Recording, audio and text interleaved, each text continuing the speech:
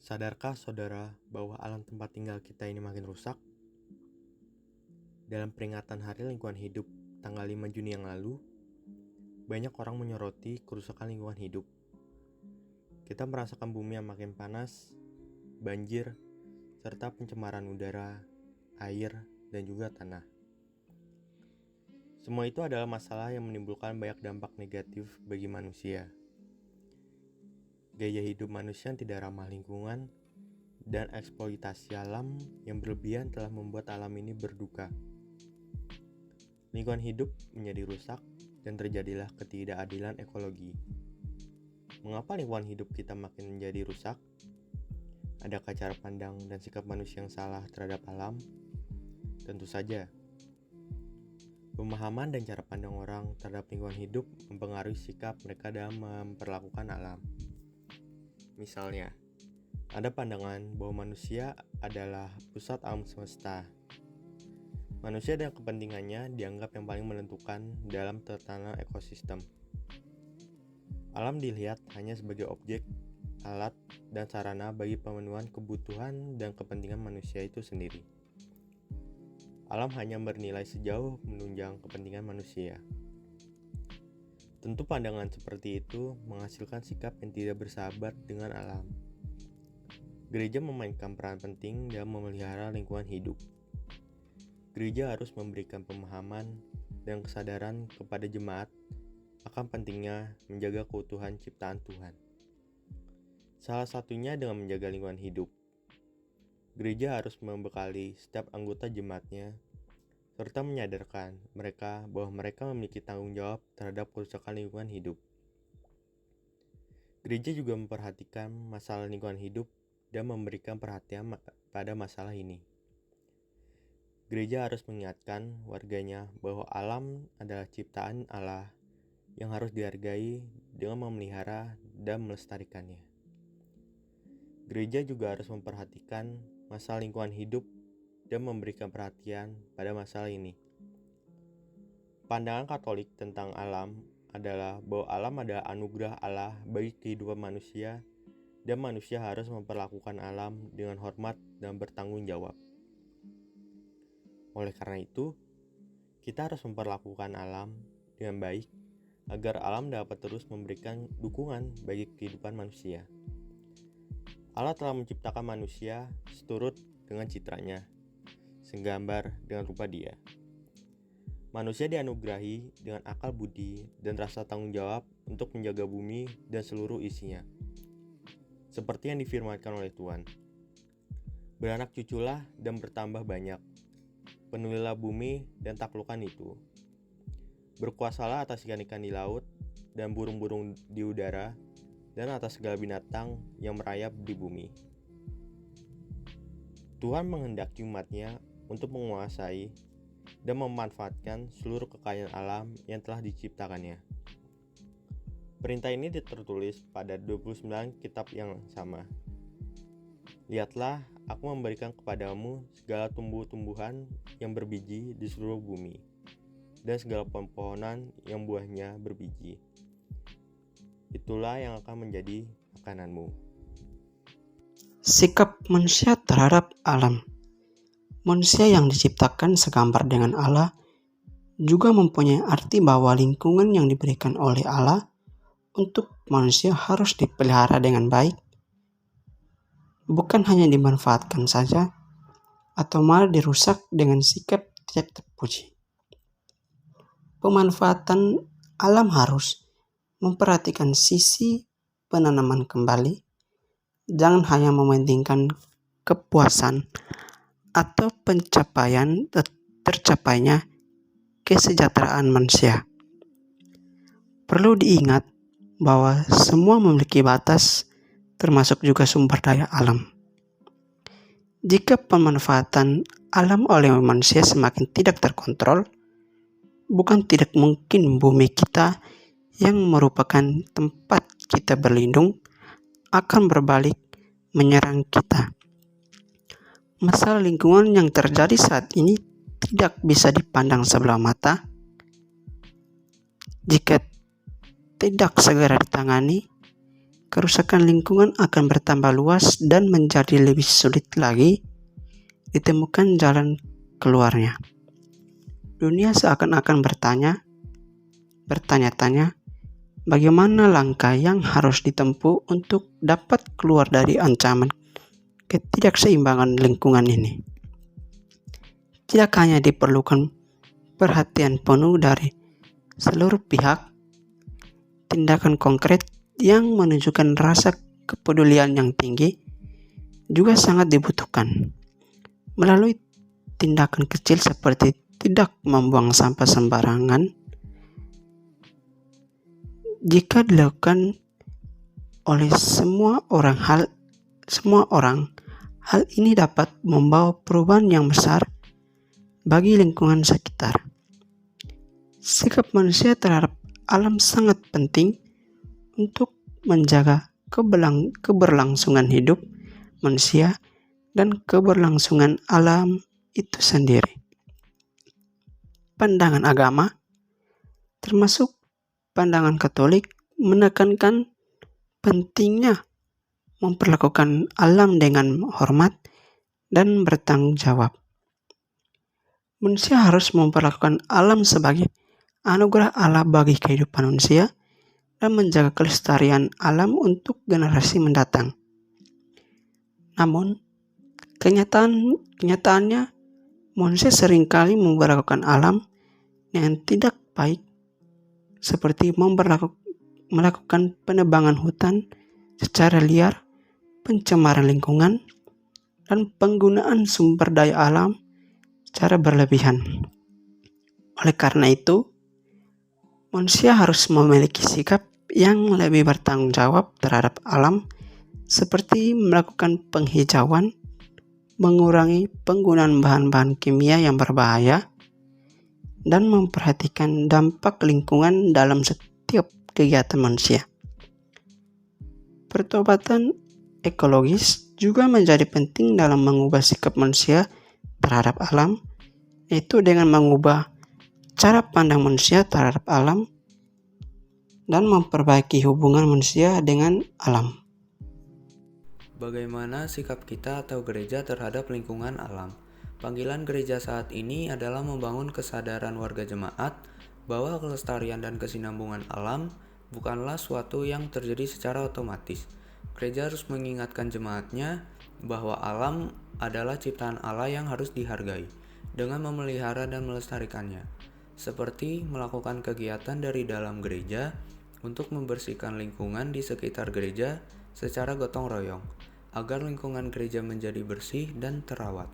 Sikap kita atau gereja terhadap lingkungan alam haruslah positif dan bertanggung jawab, serta menjaga keberlanjutan alam untuk generasi mendatang.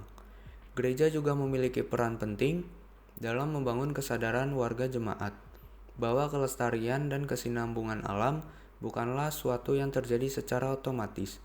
Gereja juga mengingatkan warganya bahwa alam adalah ciptaan Allah yang harus dihargai dengan memelihara dan melestarikannya. Gereja juga harus memperhatikan masalah lingkungan hidup dan memberikan perhatian pada masalah ini. Pandangan Katolik tentang alam adalah bahwa alam adalah anugerah Allah bagi kehidupan manusia, dan manusia harus memperlakukan alam dengan hormat dan bertanggung jawab. Oleh karena itu, kita harus memperlakukan alam dengan baik agar alam dapat terus memberikan dukungan bagi kehidupan manusia. Bagaimana pandangan gereja mengenai alam bagi hidup manusia? Pandangan kitab Kejadian tentang makna alam bagi hidup manusia adalah sebagai berikut. Makna alam adalah anugerah Allah bagi hidup manusia. Alam menyajikan dukungan bagi kehidupan manusia. Tanpa alam, manusia tidak dapat hidup. Dan juga pandangan gereja mengenai alam bagi hidup manusia adalah bahwa alam adalah anugerah Allah bagi kehidupan manusia. Alam memberikan dukungan bagi kehidupan manusia, dan tanpa alam, manusia tidak dapat hidup. Kitab Kejadian juga menyatakan bahwa Allah telah mempersiapkan alam dengan baik sebagai tempat hidup bagi manusia secara berdampingan, secara harmonis dan saling membutuhkan. Oleh karena itu, manusia harus memperlakukan alam dengan hormat dan bertanggung jawab, serta menjaga keberlanjutan alam untuk generasi mendatang. Alam dan manusia hidup secara berdampingan dan saling membutuhkan satu sama lain. Sehingga manusia harus memperlakukan alam dengan baik agar alam dapat terus memberikan dukungan bagi kehidupan manusia.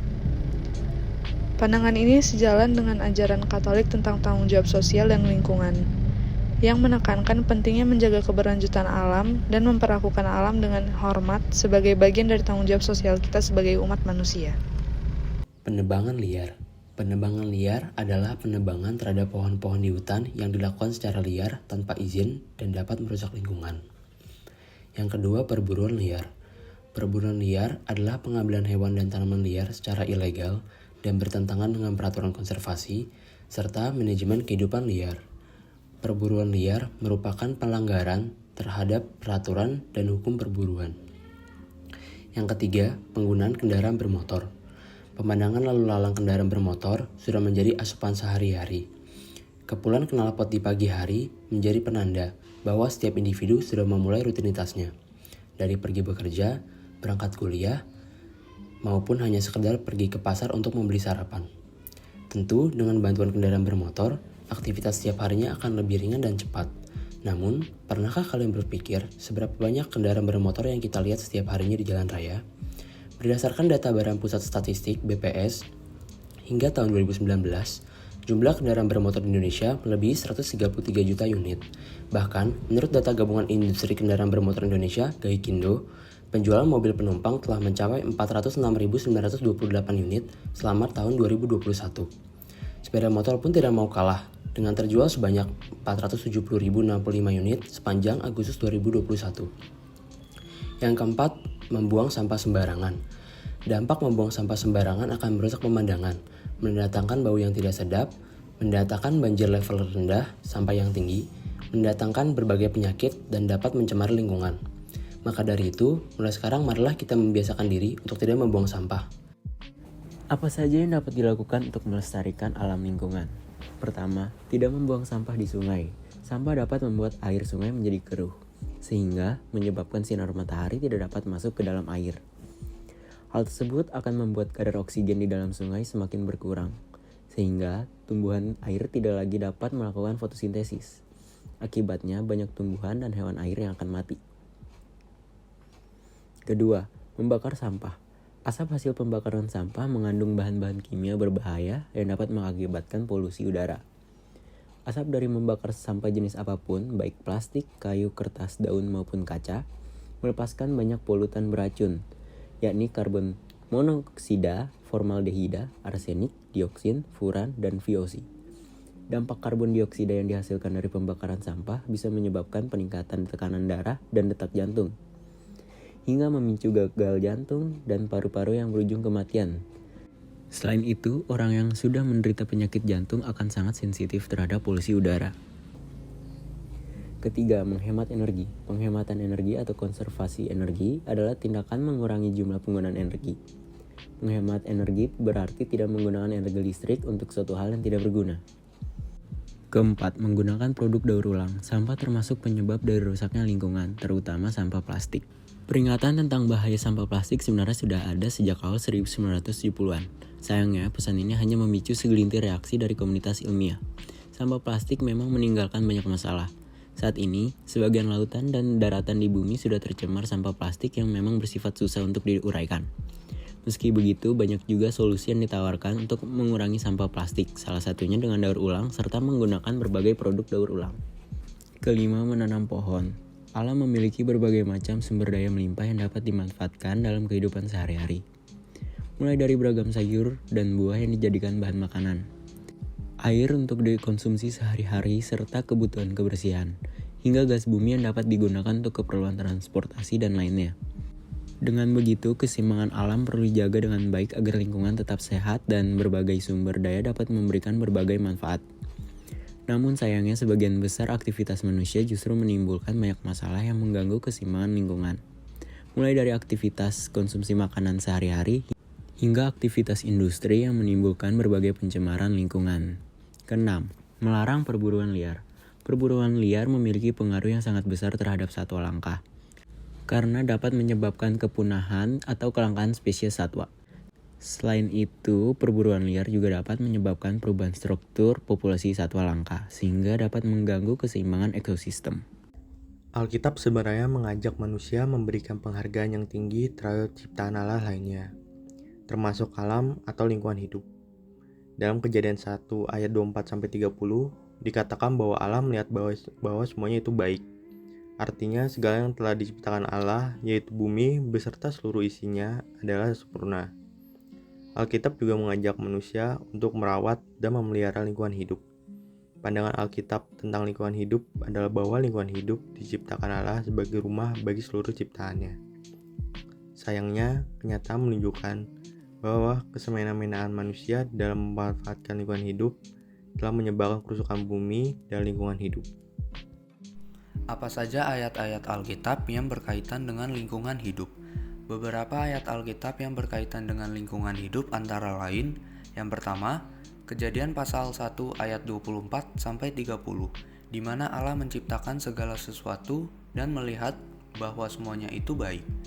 Mazmur pasal 104 yang menunjukkan kebesaran Tuhan yang Maha Agung bagi karya ciptaannya, dalam artian lingkungan hidup. Markus pasal 16 ayat 15, di mana gereja perlu memberikan pemahaman dan kesadaran kepada jemaat akan pentingnya menjaga keutuhan ciptaan Tuhan, salah satunya dengan menjaga lingkungan hidup. Yesaya pasal 24 ayat 4-6. Ayat ini telah menggambarkan bumi yang mengering dan layu karena orang-orangnya telah melanggar hukum dan melanggar perjanjian Allah. Yang terakhir, Roma pasal 8 ayat 19-22, di mana ciptaan menantikan penebusan dan pembebasan dari belenggu kerusakan dan kematian. Ayat-ayat tersebut menunjukkan bahwa Alkitab mengajak manusia untuk memperlakukan alam dengan baik dan menjaga kelestariannya. Manusia harus memperlakukan alam sebagai anugerah Allah bagi kehidupan manusia dan menjaga kelestarian alam untuk generasi mendatang.